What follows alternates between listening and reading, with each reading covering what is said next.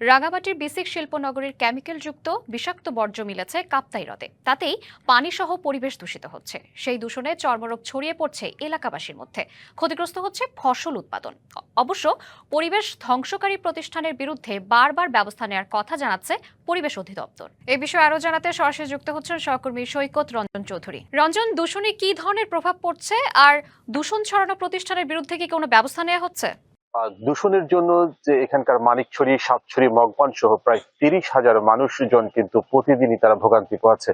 চর্মরোগ সহ নানা ধরনের রোগে তারা আক্রান্ত হচ্ছে। আমি যে জায়গাটিতে দাঁড়িয়ে আছি সেটা হচ্ছে মানিকছড়ির বিসিক্স যে শিল্পনগরী, সেই শিল্পনগরী এলাকায় আমি দাঁড়িয়ে আছি। আমি যদি পিছনে একটু দেখাতে চাই, যে ফ্যাক্টরিটিকে নিয়ে মূলত বারবার অভিযোগ আসছে যে সেটি হচ্ছে Forster latex and rubber industry. এই ইন্ডাস্ট্রিটি মূলত এখানে যে তারা যে উৎপাদন করে, সেই উৎপাদনের যে বর্জ্যগুলো, তারা কেমিক্যাল যুক্ত বর্জ্য, এলাকাবাসীর অভিযোগ এই বর্জ্যগুলো তারা কাপ্তাই হ্রদে ফেলে দেওয়া হয় এবং সেই কাপ্তাই হ্রদ থেকে সেটি যে নিচের যে অংশটুকু আছে সব জায়গায় সেটি ছড়িয়ে পড়ে এবং এটি একটি খুবই খারাপ ধরনের প্রভাব তাদের মধ্যে পড়ছে। এবং তারা যেহেতু এই যে লেক, সেই লেকের মধ্যে তারা নিত্যদিনের যে কাজগুলো তারা করে থাকে, গোসল করে থাকে, সেই ধরনের গোসলগুলো তারা এখন আর খুব একটা বেশি করতে পারছেন না এবং যারাই গোসল করতে নামছেন তারাই মূলত চর্মরোগী সহ তারা নানা ধরনের পানিবাহিত রোগে তারা আক্রান্ত হচ্ছেন।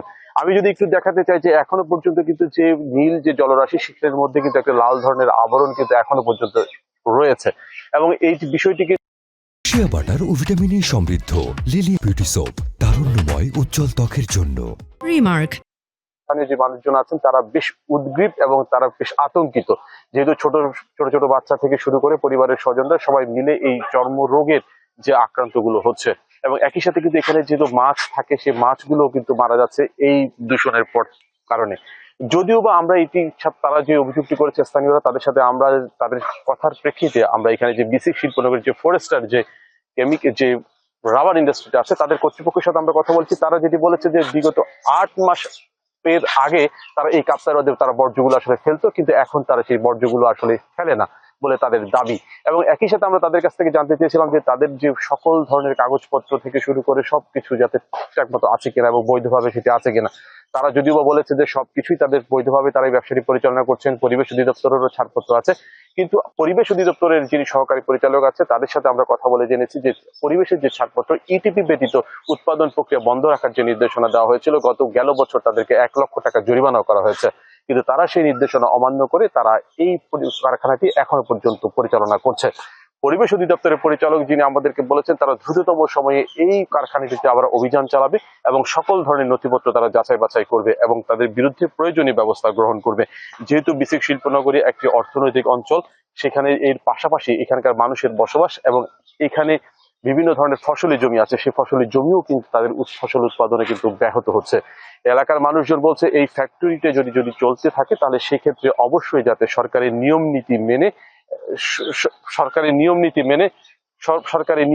মেনে এবং সকল ধরনের দূষণ মুক্ত রেখে যাতে এই ফ্যাক্টরিটা চলাচল করে। আর যদি তার ব্যত্যয় ঘটে তাহলে যাতে কারখানাটি বন্ধ করে দেওয়া হয়। যদিও বা তার ভিন্ন দাবি এখানকার যে প্রতিষ্ঠানটির যে মালিকের যে কর্তৃপক্ষ আছে তারা। তবে পরিবেশ অধিদপ্তর খুব শীঘ্রই তাদের বিরুদ্ধে ব্যবস্থা নেবে তেমনটাই প্রত্যাশা করছে এখানকার স্থানীয় মানুষরা এবং এই ব্যবস্থা গ্রহণের মধ্য দিয়ে এখানে দূষণ মুক্ত ভাবে তারা বসবাস করবে এখানকার স্থানীয়রা, তেমনটাই প্রত্যাশা করছে। শ্রাবন্তী। রঞ্জন, আপনাকে ধন্যবাদ।